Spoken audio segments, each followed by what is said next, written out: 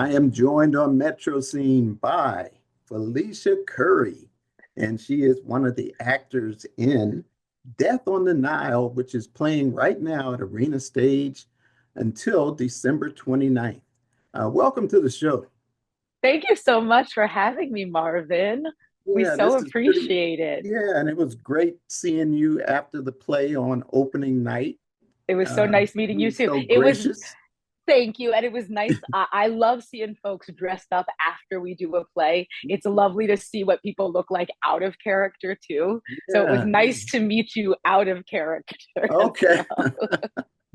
It was pretty cool, and I actually have a picture of us that night. Oh, So yeah, that was kind of cool too. So thank you so much for thank joining you. us and spending some time on Metro Scene. Thank Uh, you. I know you have a show yourself that you host. I Do you want to do. talk about that? WETA Arts, right? Absolutely. Yep. I host a Mhm. show on our PBS affiliate here in DC, WETA, called WETA Arts. And it's essentially doing what you're doing right here, Marvin, which is highlighting and celebrating the arts and artisans of Washington, DC.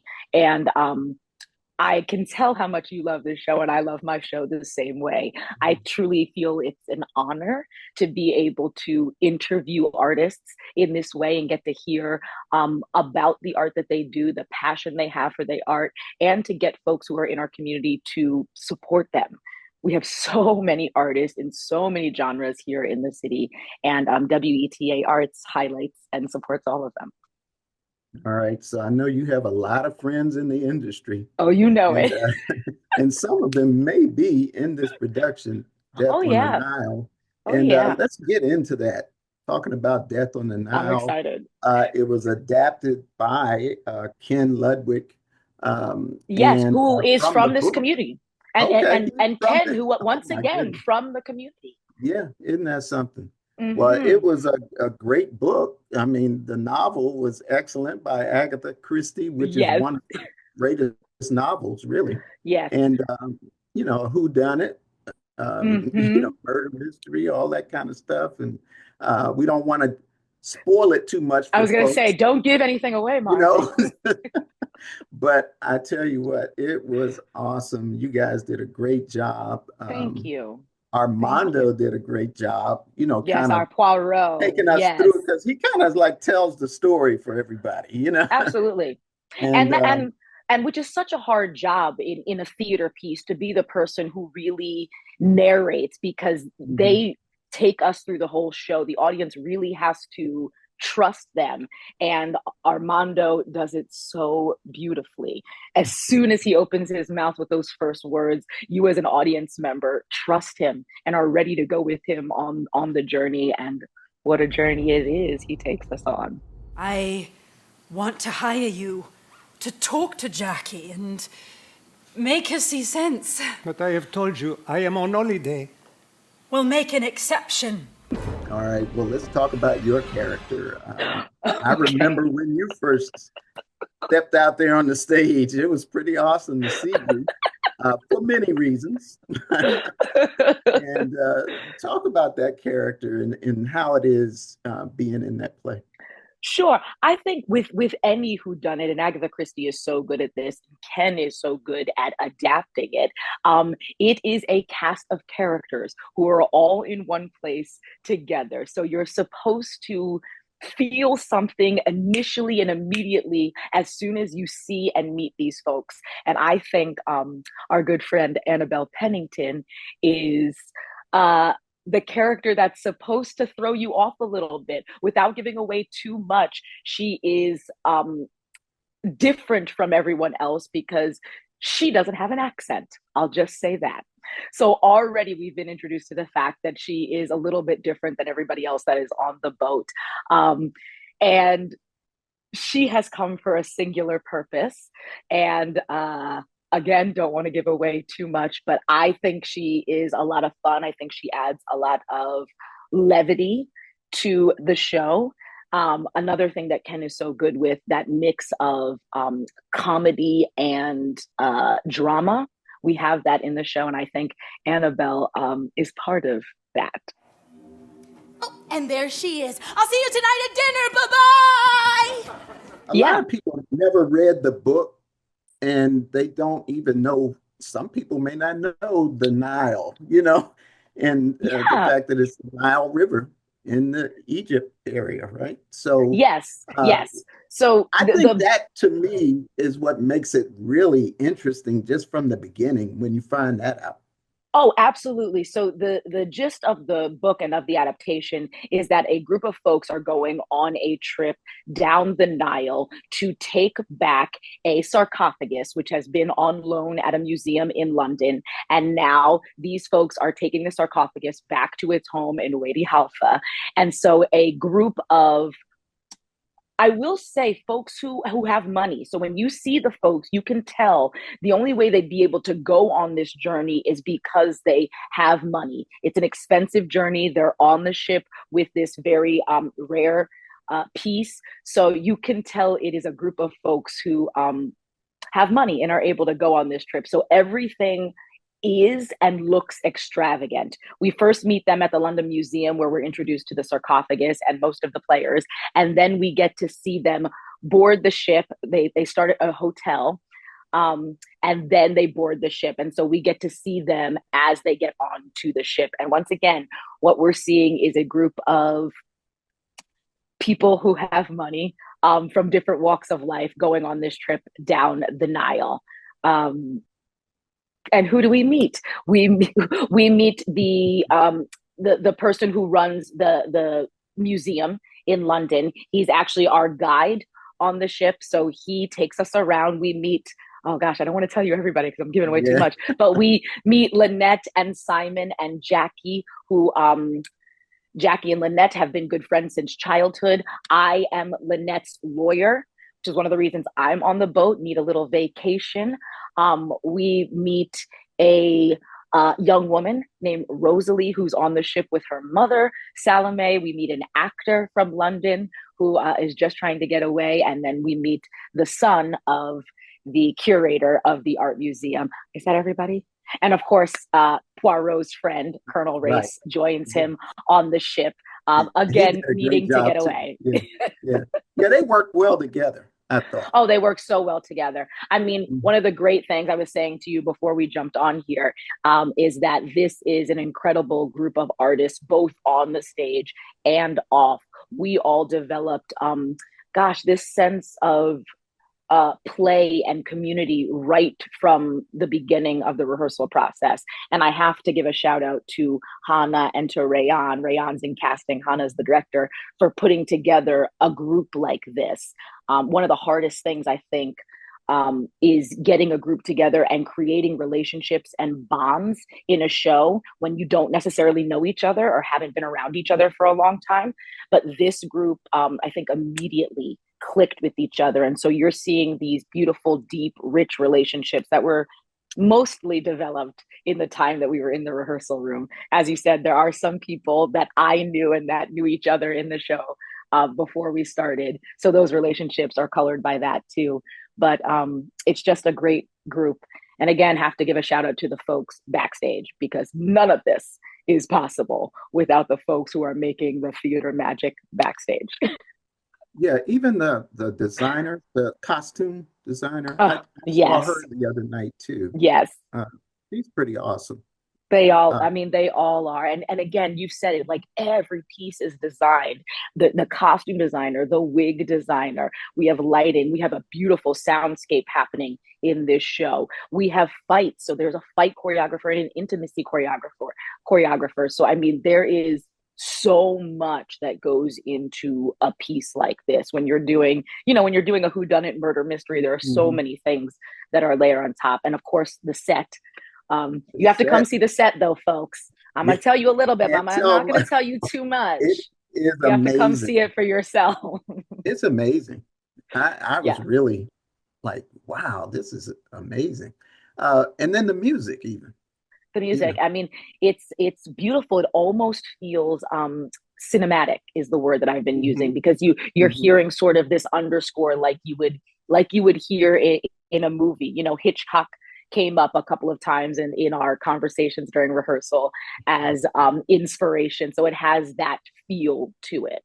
And of course, it's of another era. It's set in the 1930s, which already gives us a sense of that sort of cinematic black and white film Mhm. noir vibe.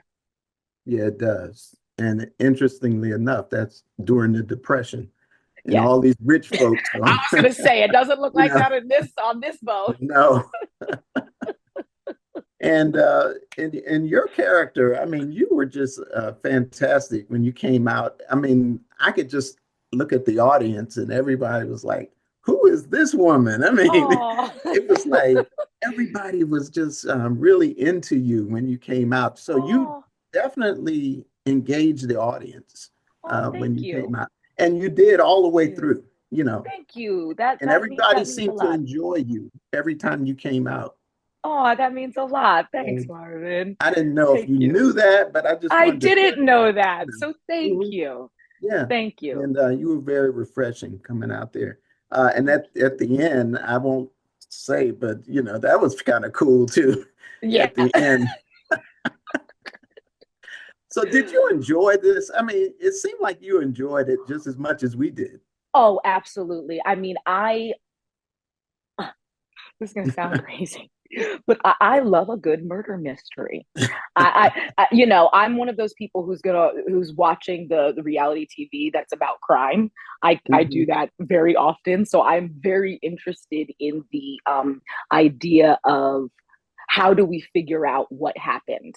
Hmm. And so I love that about this play. And I love that we're given snippets and reasons why everybody can do it. I mean, that's the best part of a whodunit, right? Is that Hmm. everybody probably has a motive and everybody Hmm. probably has an opportunity, but who was the one who actually put it into play?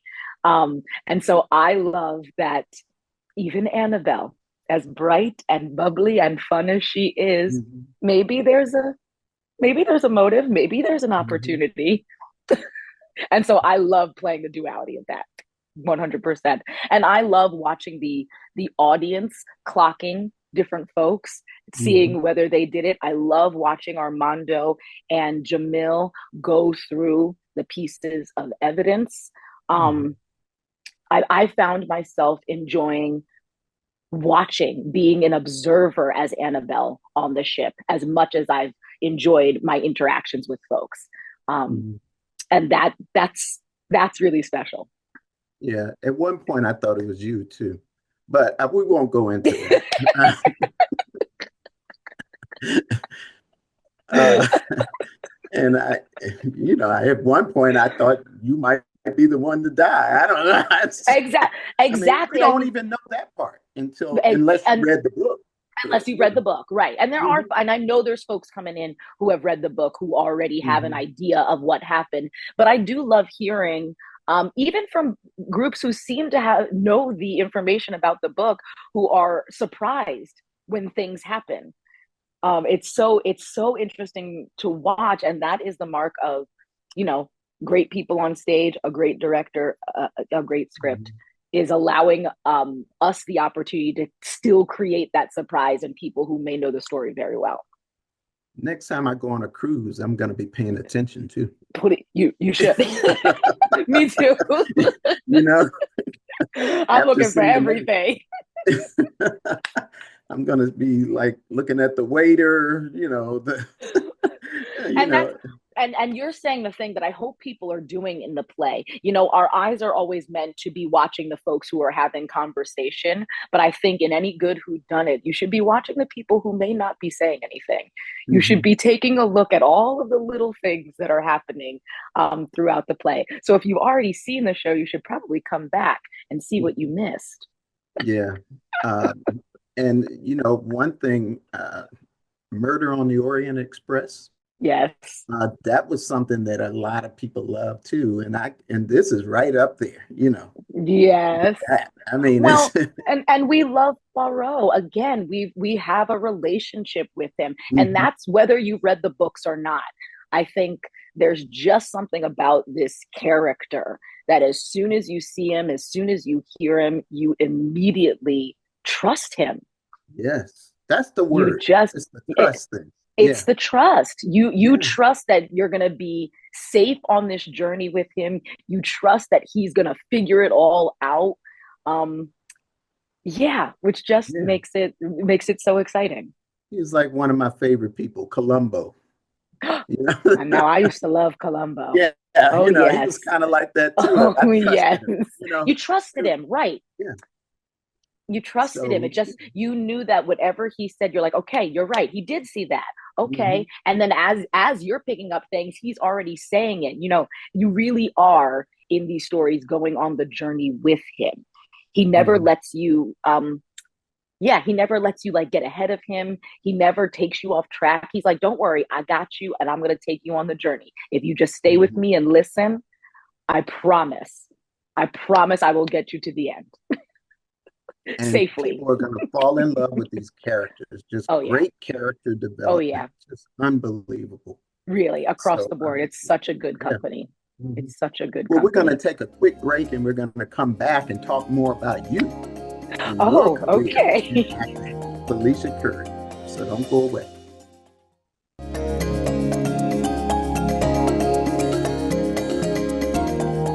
All right, welcome back to Metro Scene. Marvin Jackson here with Felicia Curry, actor with Death on the Nile, and it is currently playing at Arena Stage. She's doing a great job. Everybody's Aw, doing a great job over there. Uh, you got to get out to see it. It is a great yes. production. And check those times. We have lots of offerings since it's the holiday season. So lots of matinees between now and the 29th. Lots of evening shows. Go to arenastage.org. Get your tickets. Say All right. hello afterward. I might need to go back again, because I didn't Yes, figure it out the first time. So I got to, exactly. See what you missed, you Marvin. know. Hey, Felicia, let's talk Yes. about you and your Okay. career in acting. Yes. You're doing TV hosting. You're a DC lady, right? I really am, and it is coming full circle to be here on your show because I actually went to University of Maryland, College Park.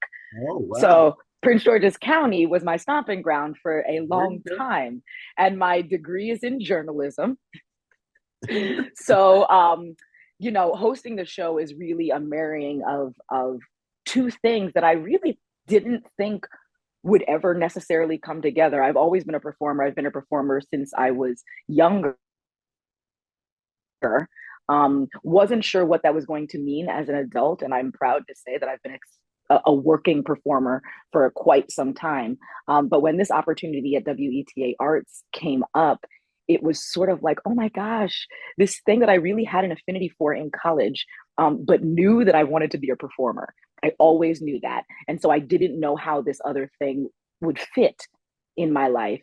And then WETA gave me this beautiful gift of really combining my love of the arts with this joy of finding out what other people love about the arts, because part of what I do on the show is interview somebody, and I have had the distinct honor of interviewing some of my colleagues, some of the artistic directors at theaters around the city, but I've also had the opportunity to interview some of the executive directors and directors of the museums in the area. An opportunity I don't think I would ever have, and really a chance for our viewership to get to know those people a little bit better and to know uh, again about their love of the art. I think sometimes we think certain people are out of reach. Um, and so this gives you an opportunity to get a little bit closer to those people. But we also interview and talk to folks who are doing street art in Silver Spring, who are doing murals around the city, who are creating bags and jewelry and clothes, these other artisans who are walking around DC. We also get to highlight them. Once again, bringing the community just closer to all of the arts here in DC. And I really, really love it. All right. And let's talk about how you went from journalism I know. to acting. Because I might want to try it myself, Let's do it, Marvin. I can already tell. You have it. I can already tell. I don't know. Um, Look, our director David went to College Park too. Went to Maryland College Park, so he's yes, go loving the fact that Terps. you're a Terp, right? But but Go Terps. also he might not think I'm a great actor. So like Oh, convince him, I don't believe that. right? Well, I've been doing theater since I was very young, since probably about 5 years old. I grew up in New Jersey, and there was a little organization down the street from my house called All Children's Theater, and I started doing shows with them when I was 5, and I did that all through childhood. And I did study a little bit of music and of acting and dance. And when I went to college, my parents and I had a discussion about what I should be studying. We landed on journalism. I landed on University of Maryland. As I got out of school, I had a friend who reached out to me, and I actually have two stories. I'll start with this one. A friend who reached out to me and said that Toby's Dinner Theater in Columbia, Maryland was doing a production of Footloose and that I might be right for one of the roles. She knew that I was a singer, and I went in, I auditioned, I got the part, and that sort of started the trajectory of doing theater here in DC. I also want to give a shout out to Baltimore because probably one of the first shows I ever did in this area was at a small theater in Baltimore called Spotlighters. And I did that because of a good friend who I drove to the audition, and I went in and just sat down with him. And the director said, "Hey, I heard you sing too. Do you want to sing something?" And I did. And my friend and I ended up doing the show together. So these two experiences were sort of the beginnings of doing theater here in DC. I worked at Toby's for almost 3 years. And then I started doing theater around the area. I started working at Metro Stage, which is down in Northern Virginia, and then at Signature. And it just sort of snowballed after that. And I am proud to say that I've worked at most of the theaters here in DC in some way, shape, or form. Might not have done a full production at all of them just yet, but I have at least done a workshop or something of that nature at most of them. Um, and it has, been the career of, I would say, my dreams, but I don't even know that I dreamt that it could be like this. You know what I mean?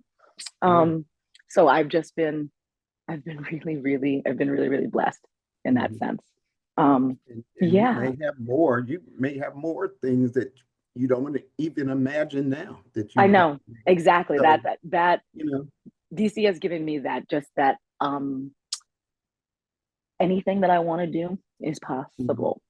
Yeah. DC and the DC theater scene has done that for me. One of the things I love about being here is that um, I have been pushed and challenged in what parts I can do. I think in some other cities, I might have been placed in some type of box that I could only play certain characters, that I could only play certain ages, that I could only do one thing. And I think DC has allowed me to expand that in, again, ways I didn't know were possible. I've played animals, I've done puppet work, I've done flying work, I've played men, I've played women, I've played old, I've played young, I've played white, I've played black. The fact that I've gotten to do a little bit of all of that here, I think, is what makes DC special because that is possible here. I'm not sure it's possible in other cities. All right. And talk about maybe there's some people that were influencers, people Oh that you gosh. really enjoyed working with, or just gave you Hmm. a lot of mentorship and influenced you a little bit.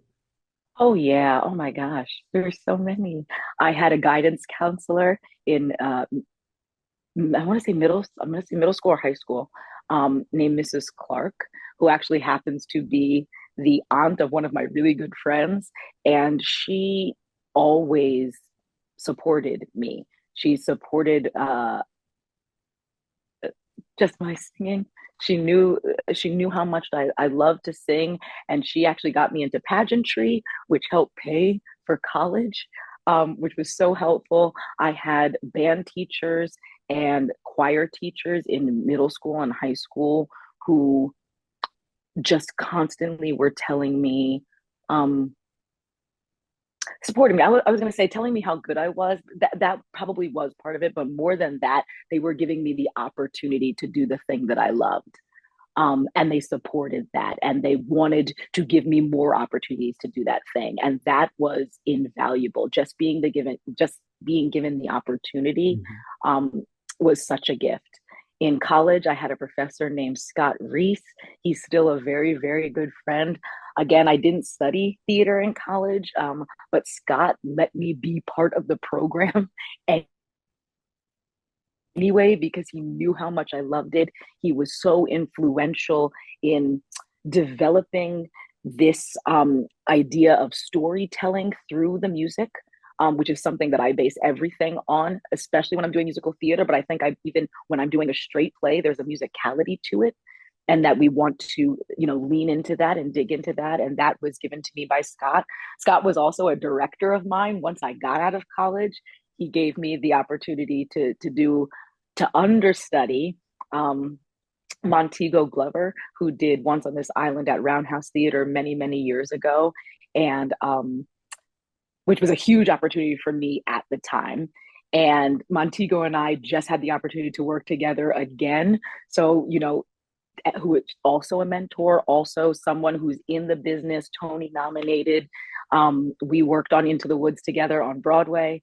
And so I'm constantly influenced by the other Black women who are doing what I'm doing, both here in DC and who are doing it on Broadway and beyond. Because, this business can be hard. It's I say to young people, we were talking about what would you say to young people? I say most of the business is about the hustle.